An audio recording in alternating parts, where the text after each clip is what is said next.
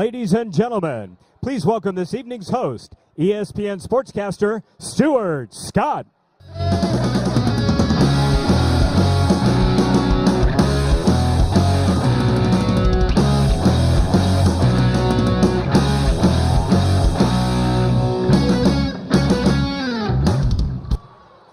Wow. That was pretty impressive, wasn't it? The music, the voice. You guys hear that voice that introduced me? In media, we call that VOG. Does anyone know what that stands for, VOG? That's right. VOG stands for Voice of God. Ladies and gentlemen, please welcome. Which is ironic, because anytime you're fighting cancer, the voice of God is not really the voice you want to hear. Stuart? Yes? It's time. No, wait a minute. I'm not quite done yet. So, voice of God is one of those voices that I'd like to wait another 20, 30, 40, 80 bajillion years to hear. How about you all? How's everybody doing tonight? I am really, really glad that you all are here and that I'm here. I feel lucky. I feel honored. I feel blessed to be here to share in this night of fun, in this night of laughter, in this night of fundraising. Don't trip. It's not just about the dresses and the nice suits and tuxedos. It's also about opening your wallet. So let's please make sure we do that. We're all blessed to be here. Let's make sure the blessings extend beyond just this room here tonight, okay?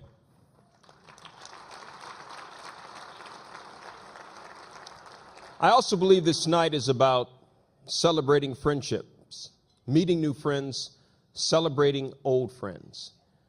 The interesting thing about it is the thing that bonds us together tonight is really one of the ugliest, dirtiest, most vile, most disgusting things around, and that's cancer. But the truth of it is our light, the light that emanates from this room, our love, our courage, trumps any and everything cancer can throw at us. Believe that. We hope you enjoy meeting tonight the Heroes Foundation.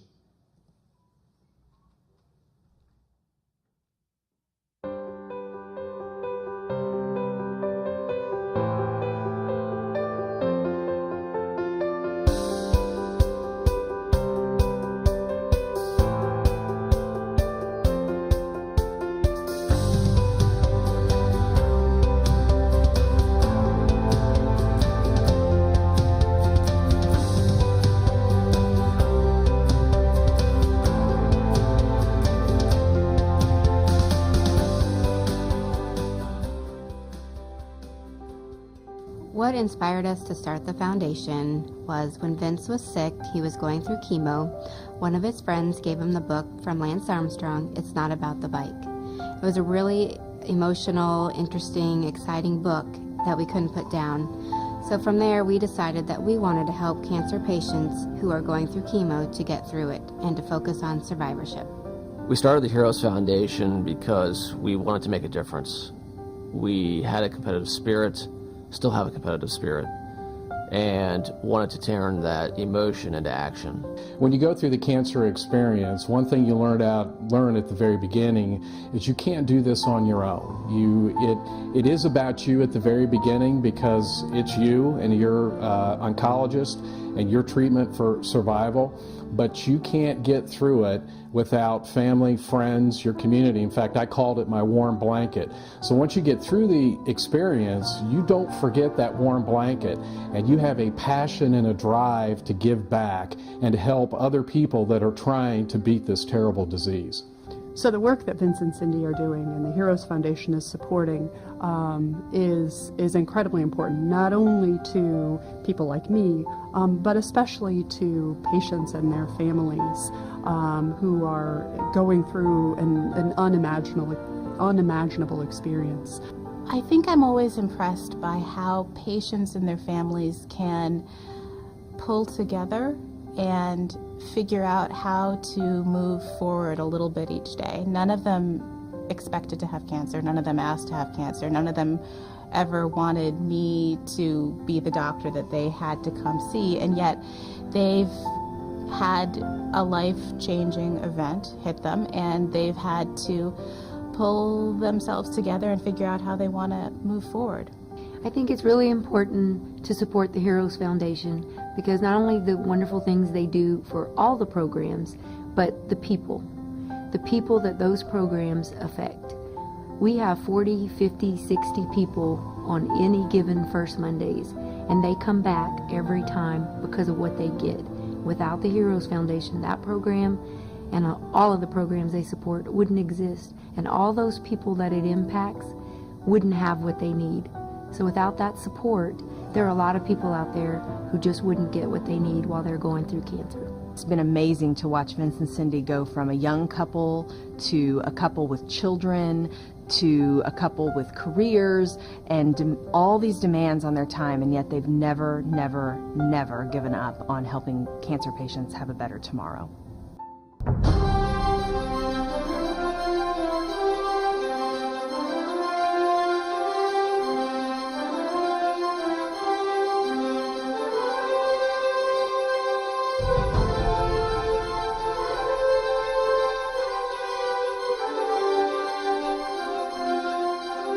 The characteristics that I think a hero possesses: humility, a sense of resilience, that quality of continuing to persevere through difficulty, and then a selflessness, a desire to be others-centered, to look out for the best opportunities and endings for others. And I think that a hero has to be somebody who makes other people feel inspired and helps other people see the world a little bit differently and helps them to realize that they have a potential that they might not have had before. A hero is somebody who is entirely selfless and inspiring and tries to change the world in ways that we think are unimaginable. In my mind are courage, bravery, persistence, and really the desire to rise above the challenges that they're facing right now. A hero to me is someone who has great significance and importance in trying to make someone better, trying to help, and also doing it out the kindness of their heart. I think a hero is an ordinary, everyday person who goes and does something special and extra for someone else without even thinking about the repercussions or the paybacks.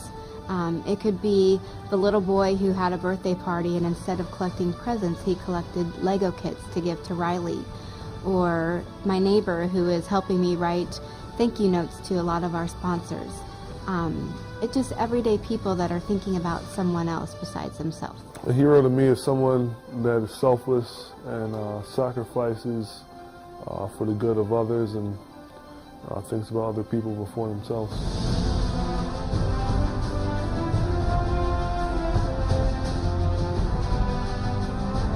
I don't think I have one hero. I think my heroes are the patients who are brave enough to ask me what's new and to ask me what is the new treatment that I can offer them that might have risks that we don't know everything about, but that might also help another patient in the future. I have 3 heroes. In fact, I have 4 heroes. My first hero is Dr. Larry Cripe. I owe my life to him. I don't know how you could discuss the word hero without thinking of Mother Teresa. And I have to tell you, Abraham Lincoln is another hero in my mind. And every cancer survivor on this earth is a hero. I think about my own heroes, my own personal heroes. I start with my dad and my late mom. Growing up in Cleveland, both were present and wise and loving and empathetic and impacted me in ways that continue to influence me. But my most admired and esteemed hero is my wife, Rosie, of 30 years, because she displays those characteristics of humility and selflessness in her role as a friend, helpmate, and spouse, but also in her role as a mother, as a sister to her siblings, as a daughter to her parents. And for me, my hero is my wife, Rosie. My heroes are definitely the individuals battling cancer each and every day who inspire me and in the work that we do. But more specifically, my parents, both of whom are cancer survivors and who have taught me so much over so many years. And to them, I am forever grateful, and they will always be my heroes. My hero is my mom. She faced a lot of health issues, but yet she was there for all 5 kids and my dad. A hero is someone who has given his or her life Who has given his or her life To something bigger. to something bigger. than oneself. Something bigger than oneself.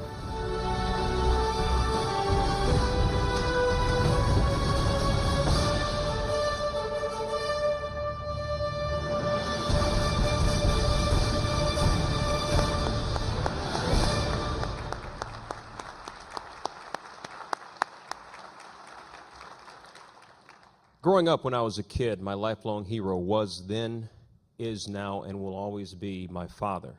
I've never met a man who embodied character, dignity, and honor like my dad. And when I was a kid, my childhood athletic heroes, I realized, embodied the same kinds of character that my dad did. Muhammad Ali, Walter Payton, Dr. J. In fact, all of my heroes when I was a kid really embodied the, well, not all of them. Richard Pryor was just funny as hell. And Dick Butkus just used to slobber knock people when he hit them, so I don't really know how much character that involved. I just like the physical violence and brutality of football. So let's amend that. Most of my heroes embodied those qualities of honor, dignity, and character. So last year when Vince Todd called me about this event here tonight, I was immediately interested because of 2 people who were connected to it. Livestrong CEO Doug Ullman, who you saw, and Indianapolis coach Chuck Pagano. Both men, one I knew, Doug, and one I didn't, but both men embodied character and honor and dignity when they were going through what they went through. They showed those traits, those qualities, and that to me is, that's hero stuff, really. And the more that I talked to Vince, I realized there's another hero here. Vince Todd is a bundle of energy. He's always upbeat. He's always positive about everything. If that's my mom, can you tell her that I'll call her? I'm busy right now. No, she's always like, Stuart, are you okay? Mom, I got something to do tonight. She said, I'll call you at whoever's table you're sitting at. Mom. So I gave her everybody's number. Vince is always upbeat, and he's always positive, and as anyone who has ever gone through cancer knows, look, I've had 55, 58 chemo treatments in my life. One of the most important things about cancer and about having it, as important or maybe more so than medicine and chemotherapy, is positive energy. It is a life changer. So every time I talked to or texted Vince, there was always like just something upbeat, positive, and in talking about this event, the way that he made it feel, not seem, but feel, was that this is just a big old party. This isn't a fundraiser. This is a party. This is having fun. It's life-affirming stuff. It's hero stuff. I know all of us have heard the phrase, behind every great man is a great woman. That is a lie. It ain't true. Any man worth his weight knows in front of every great man, leading every great man around like the inner 12-year-old that we are, always, is a great woman. On that note, please say hello to Vince and Cindy Todd.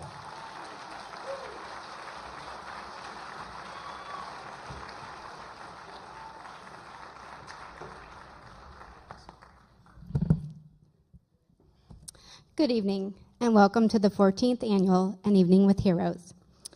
We are so thankful that each and every one of you are here with us tonight. This evening is about heroes and how they show up in different ways and in everyday life. You are all heroes by showing up tonight. You are helping in the fight against cancer.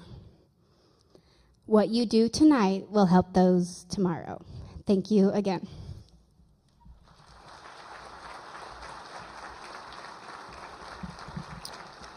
For those of you that know Cindy, don't know how, or I should say do know how impressive that was. Rarely can she get up in front of a mic and finish her spiel without some sort of emotional interruption, but quite frankly, that's good. That's kind of why we're all here. That's what helps keep this thing going, and why we're here 14 years later. So with that, thank you to all of you for attending. Some of you in this room, this is your first gala. For some of you, this is your 14th. We still wouldn't be here today without that continued support, without the new faces, the old faces. And I hope like hell that we're here 28 years from now. In addition, I'd like to thank some of our special guests, Doug Ullman and Stuart Scott. We appreciate you guys taking the time out of your busy schedules to be with us tonight, despite the Arctic temperatures and the 3 to 5 inches of snow. It's really not that bad, trust me. In addition, I'd like to thank all of our corporate sponsors. There's a lot of events here in town. As business owners, we get calls all the time, please sponsor this, please sponsor that. And I can't stress enough how important that level of commitment is to events such as this. So if I can take a quick second and just mention everyone real quick. Our title sponsors, Accessa Coding Solutions and Hit Solutions. Some crazy kids over there. Our fellow sponsors, Hollister Corporation, Becker Acroma. You can share, that's okay. Go ahead. The Indiana University Mel and Brent Simon Cancer Center. SBC Wealth Management. Superior Chemical. There you go. Cheer for your own table. You don't have to clap every time, but just amongst yourselves. Table sponsors, Anthem, Blue Cross Blue Shield of Indiana. The Brookfield Group. There you go. Hall Render. First Financial Bank. The Catherine Peachy Fund. Beetle Financial Consulting. Good job, boys. Community Health Network. Very good. Flex Pack. I had a sneaky suspicion they would be one of the louder ones, and it's early. HPD. Cat Sapper Miller. Stickle Steam Specialties. Smith Brower Dentistry. Renita Haynes CPA. And this is a fun one to say. The Naked Monkey. Please be a sponsor year after year because I just like saying it. It's just fun. HC1.com. Bose McKinney and Evans. The Creighton Family Fund. Glick and Company. Ice Miller. And Roche Diagnostics Corporation. And now our very valuable in-kind sponsors, and you all know how valuable as this night goes along, some of these folks. Flat 12 Beer Works. Sun King. Upland Brewery. Southern Wine and Spirits. Monarch Beverage. You're noticing a trend here. Just Pop In. Proximo Spirits. Newfangled Confections. Harding Poorman. And none other than the voice of God himself, Mr. Michael Jansen and Praxis Media Group. And the last one, I saved the best for last, at least for you vodka lovers out there. And this is never a hard sponsorship to sell, let me tell you. Our ice sculpture / vodka luge sponsor, Apex Benefits.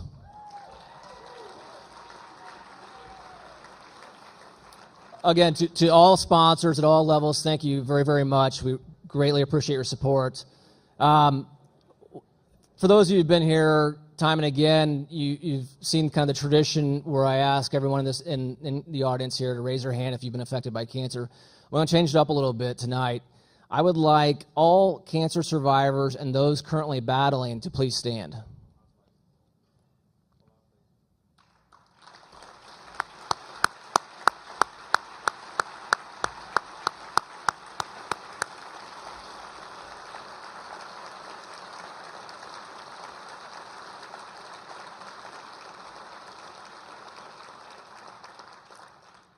I think that's pretty telling and pretty self-explanatory and doesn't need me to go into detail to tell you how important tonight is. The programs that we've been funding, the programs that are on deck, so to speak, to be funded, to be carried out, to make a difference, are making a big difference in the Central Indiana community. And again, without your support, your continued support and your future support, none of that would be possible. So once again, thank you very much for attending. We hope you have a great time and enjoy your dinner. Ladies and gentlemen, please welcome back to the stage, Stuart Scott.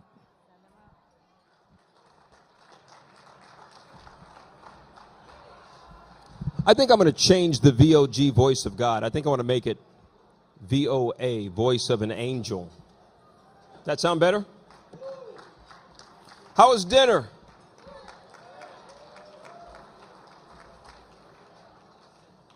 Them short ribs were good, man. I ain't gonna lie.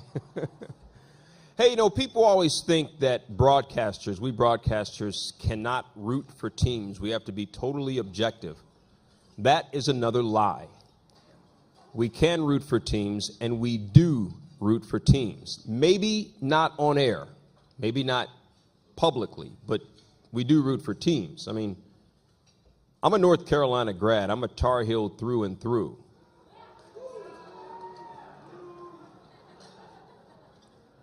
Did somebody say Duke? Hey, man, I got love for Duke. I always said if you can't go to college, go to Duke. I mean, I really... No, but, let's say that Duke and Carolina are playing basketball, and Duke beats Carolina. It's not like I'm going to be on air doing the highlight like, Duke beat North Carolina, and Jabari Parker had 23 points, whatever. No, I'm going to give it the energy. I'm doing my job, Jabari Parker, 23 points, 13 rebounds, Duke beats down North Carolina. Inside, I'm going to be crying. But outwardly, I'll be fine. I'll be cool on TV. So we do root for teams, and usually I think our rooting interest is rooted in our childhood and or our college affiliation. But sometimes there's a team that we didn't like growing up or we didn't dislike growing up. There's no emotional tie. So it's easier to do that highlight because we're neutral in our heart, and if the team wins, no biggie. If the team loses, no biggie. And then there was that game in October 2012, a game that Indianapolis Colts wide receiver Reggie Wayne didn't care about NFL rules about color coordination, risked NFL fines by wearing orange gloves and an orange mouthpiece to support his coach, Chuck Pagano, who was fighting leukemia.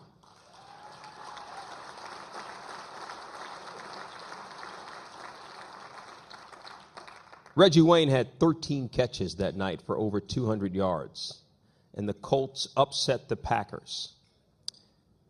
I was like every other broadcaster in the country, cheering, rooting unashamedly for the Colts that night.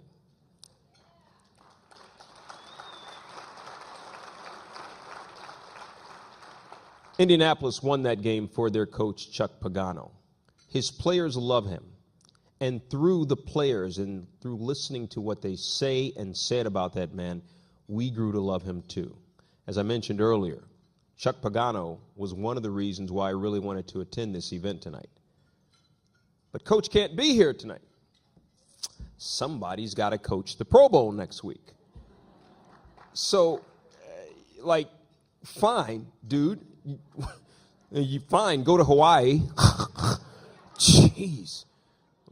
Instead of Indianapolis, Hawaii?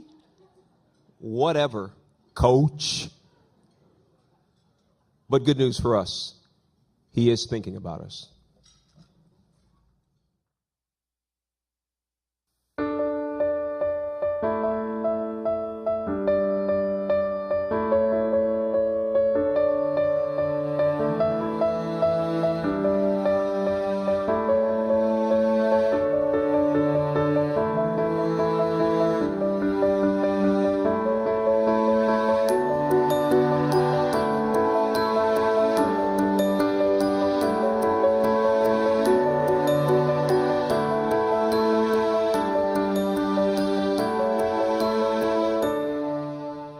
this is Chuck Pagano, head coach of the Indianapolis Colts. I hope you're all having a wonderful time at the evening with the Heroes event. Unfortunately, due to football obligations, I cannot join you this year, but I'm certainly thinking about you all. I am so inspired by the Heroes Foundation and its continued effort to serve the cancer community through the support of funding, education, awareness, and research. A hero is a term that is used loosely nowadays. Who are heroes? It's the people who make the commitment to serve daily throughout their lives. We're talking about those in the military, police officers, firefighters, those involved in cancer research, and doctors who work tirelessly around the clock to care for the sick, the same caregivers who helped me during my battle with leukemia. These heroes are selfless and embody the true meaning of sacrifice. They put everybody ahead of themselves. They are loving, compassionate, and strong-willed. Most of all, they have grit. Their mission is to serve and give back. Let me tell you about one of my heroes. His name is Corey Lane, and I met him when he served as one of our Riley coin toss kids in 2012. Corey fought a form of bone cancer and eventually lost his battle when he was 16 years old. Even with his struggles, he always had a positive attitude and kept a smile on his face. He never had a bad day. He was a kid who inspired others and helped children who faced similar battles. Although he was fighting cancer, Corey was still serving others. I'll never forget the moment when Corey came out of his wheelchair to give me a hug before one of our games. He stood up and told me that he knew I could beat cancer. It was something that I'll never forget. Corey kept that same positive attitude and fighting spirit all the way up to the day he passed. He is one of the first people I think of when I hear the word hero. Once again, I'm sorry I can't be there with you this evening, but I hope you have a fantastic night, and I thank you for your continued support of the Heroes Foundation.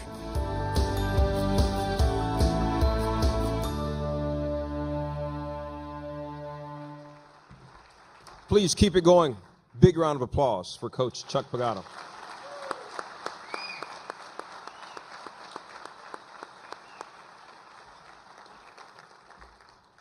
Interesting that he said he's sorry he couldn't be here with us tonight. He is here with us tonight. His spirit flows all over this place. Our next special guest, I also mentioned him before. He represents an organization whose mission is very similar to the Heroes Foundation. To a lot of us, it's a household name. Hell, to a lot of us, it's family. I don't take this thing off. Before we meet the CEO of Livestrong, take a look at what his organization is all about.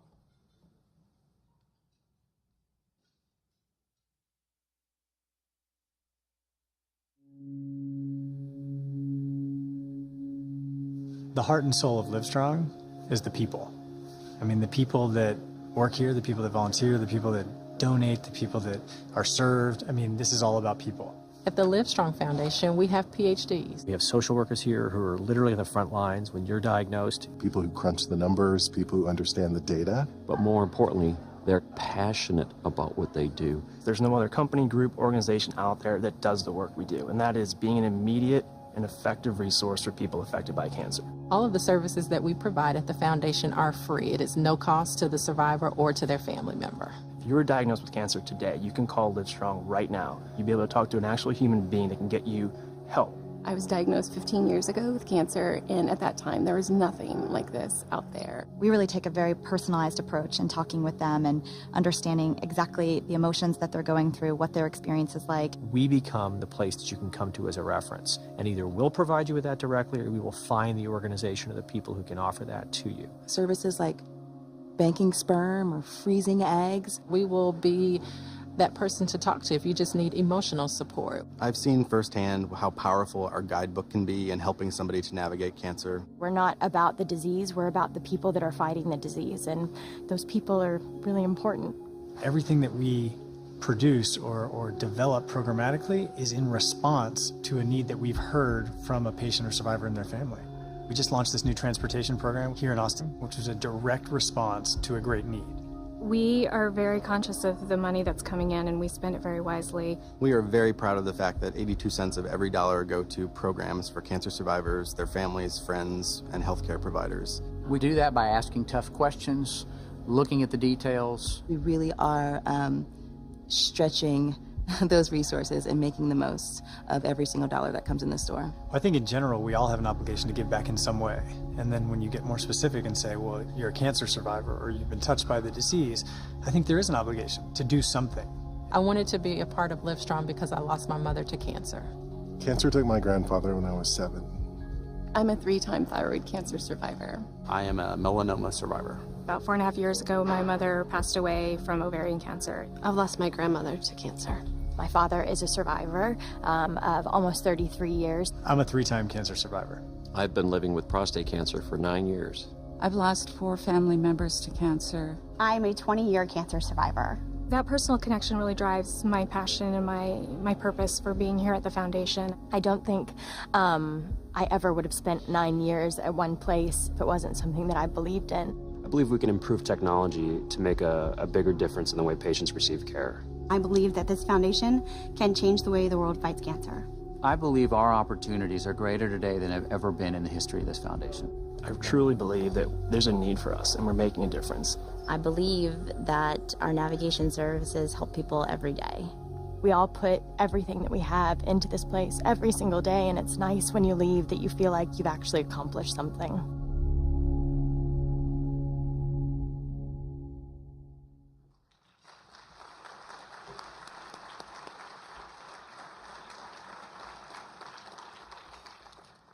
Two thoughts I want to tell you about Doug Ullman. One, he is a dear friend of mine. He is a man, a great man, a hero. He is committed to his family. He's committed to his wife, to his kids. He's committed to his organization, and he is committed to cancer survivors and fighters and families of survivors and fighters all over the country, and he's genuinely committed to it. The second thing I would tell you about Doug is if you ever golf with him, he will tell you he's a 16 handicap. He will lie to you. A lie. Single digit. Sandbag. Excuse me. Ladies and gentlemen, please put your hands together for the CEO of Livestrong, Doug Ullman.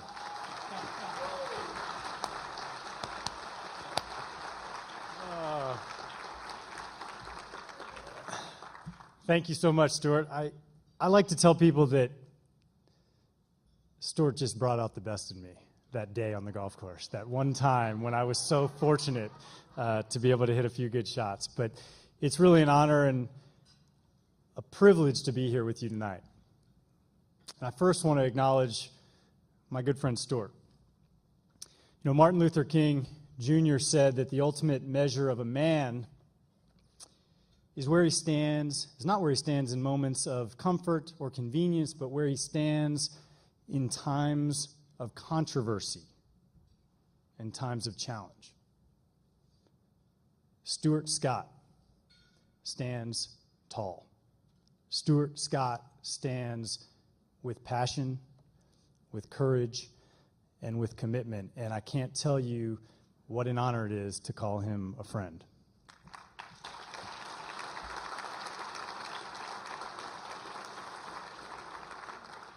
It's also humbling to be here because I feel like the people in this room are family. I told Vince earlier today, I've had the pleasure of going to events like this all over the country for the past 15 years. And yet, rarely, if ever, have I been at an event of this size and this significance where everything about the event feels like you're with family. And it's a testament to the Todd family. And I just want to say thank you for all you're doing to make a difference in the lives of so many.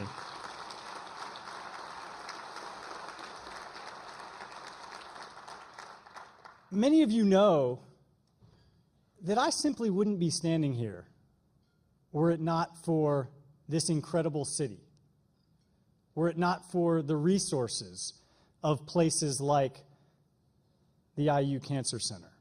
Our organization, quite frankly, might not exist. And so to be here with my dear old friend Mary Maxwell, with Pat Lair, with others from IU, is also incredibly humbling because these are people who are on the front lines each and every day improving the lives and the outcomes for thousands and thousands of people, not only here in this region, but across the country. And I stand here as someone who heard what my good friend and mentor of many years, Hamilton Jordan, used to tell me are the three most feared words in the English language. You have cancer. I remember that day, 17 years ago, like it was yesterday. I remember sitting in a sterile brick office building in downtown Baltimore with my parents, and I remember the shock and the fear and the denial and the anger and the roller coaster of emotions, and I will never forget that day.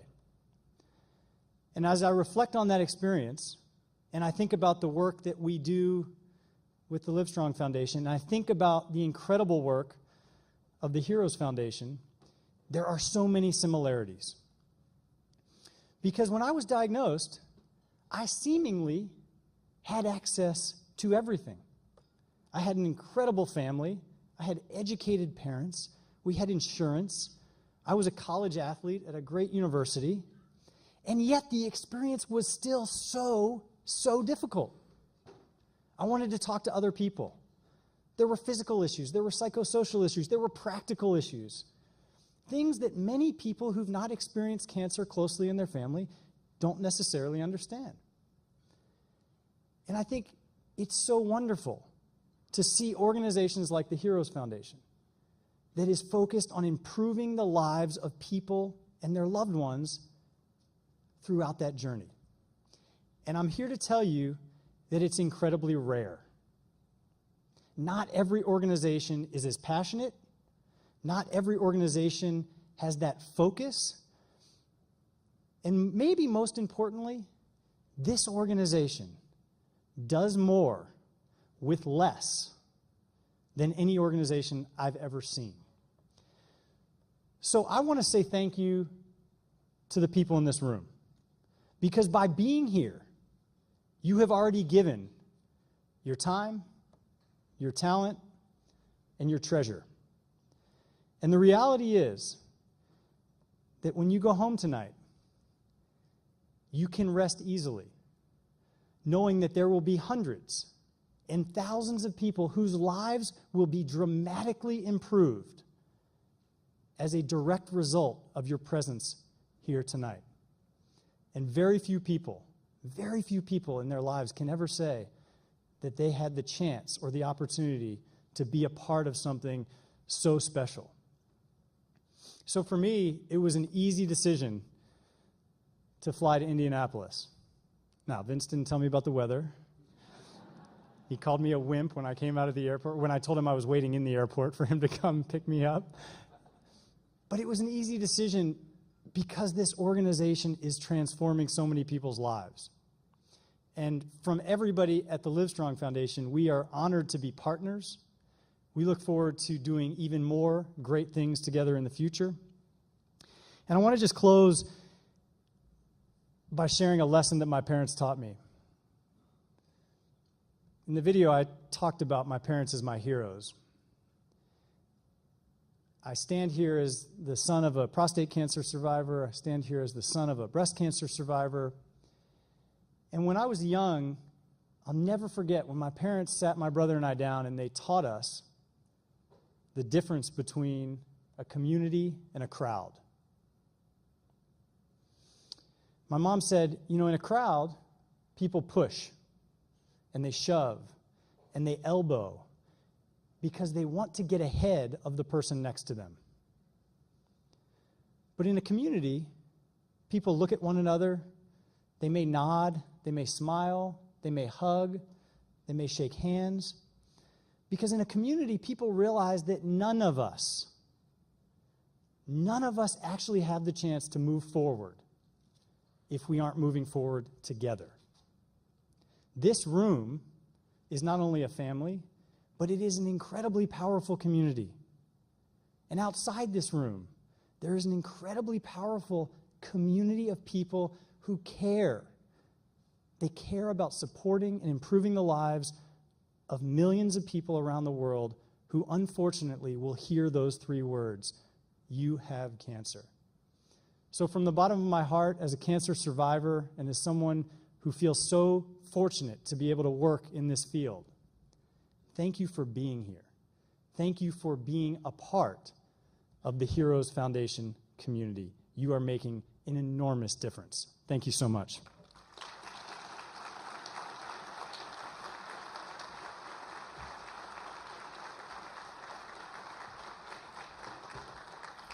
Thank you, Doug. We're now going to call back to the stage the guy who invited us all here and made all this possible. Vince Todd, get your butt up here.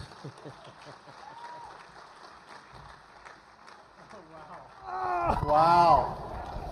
Did they win today? What's that? I'm just up here for eye candy, really.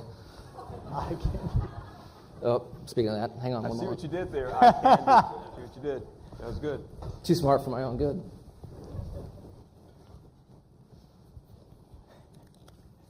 There we go.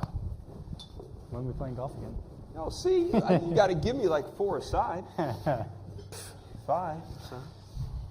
I'm a 17 too, by the way. Yeah, right. And I'm blonde and blue-eyed. I do have blue eyes. So how you doing? I thought we'd take a moment here to do a little Q&A session with Stu and Doug.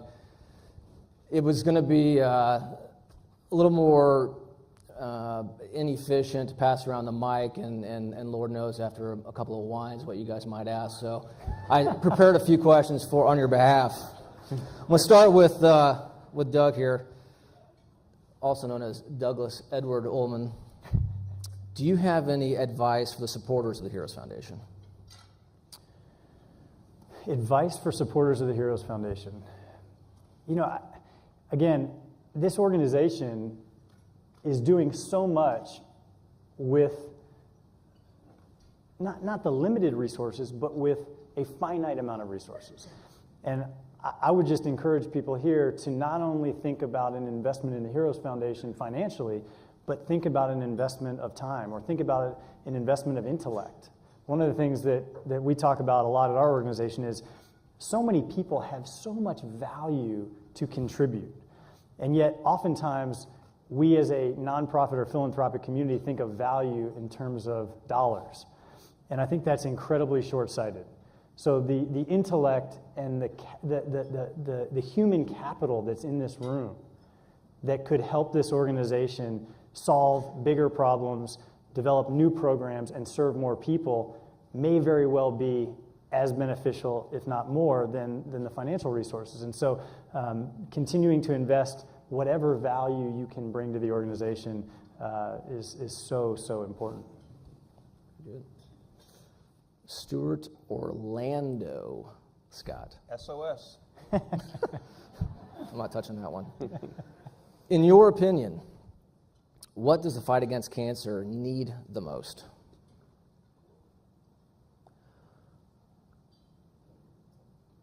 An understanding from everyone how valuable the loved ones who have cancer are.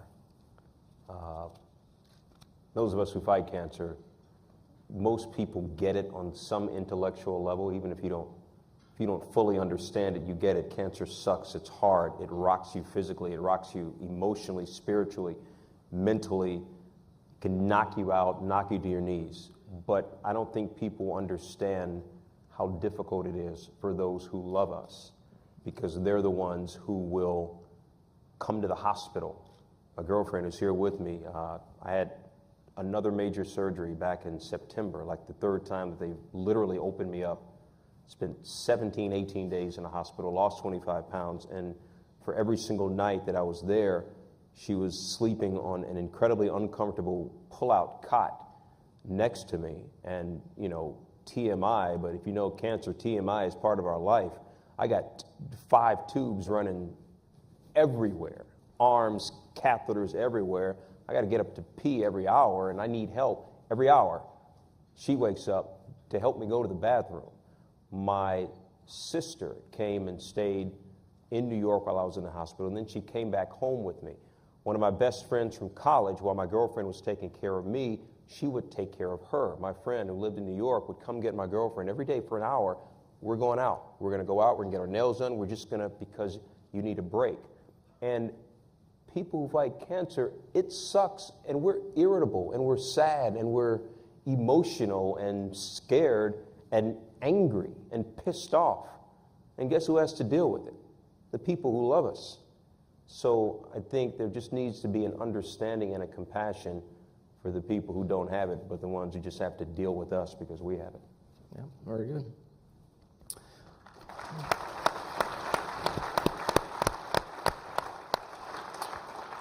One more question for Stuart here. How has ESPN been supportive of you during this journey?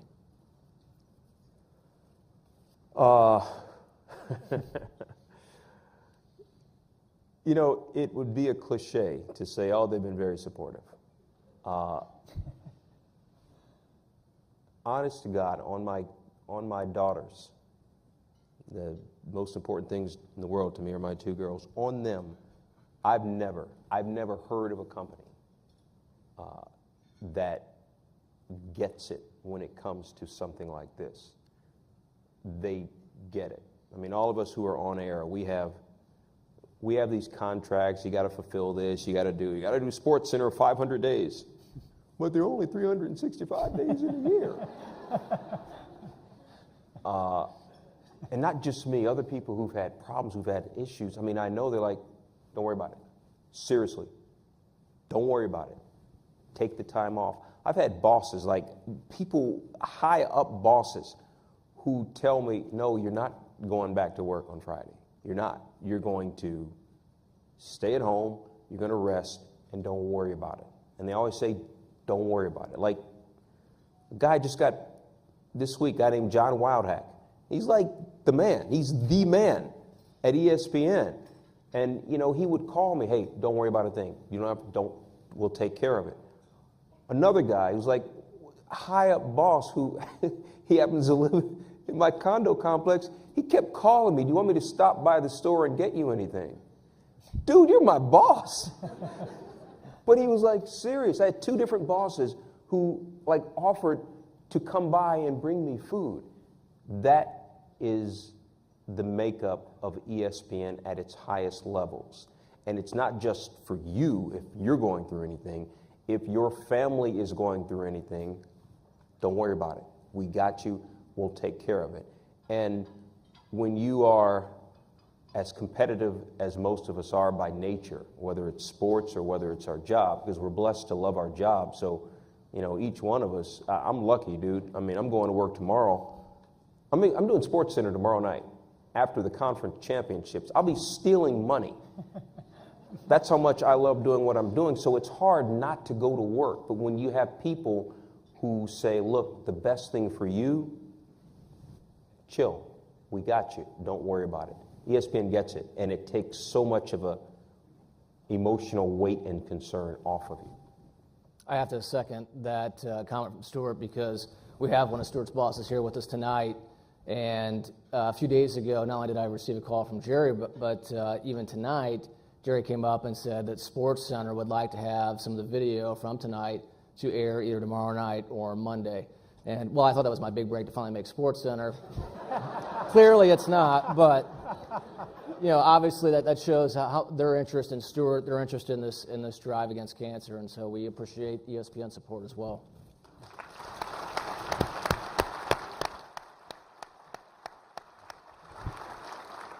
It's probably the jacket. If you make Sports Center with that jacket, you'll never live it down. And go figure, the Tar Heel just asked, what is that, What's the significance of that jacket? And for all the Boiler fans out there who thought this was for Purdue, which I can assure you it's not, this is right back at you. I know what that jacket is. Look, I got to say, Sage Steele, a colleague of mine, had a bet last year, IU Carolina basketball game. Her alma mater won.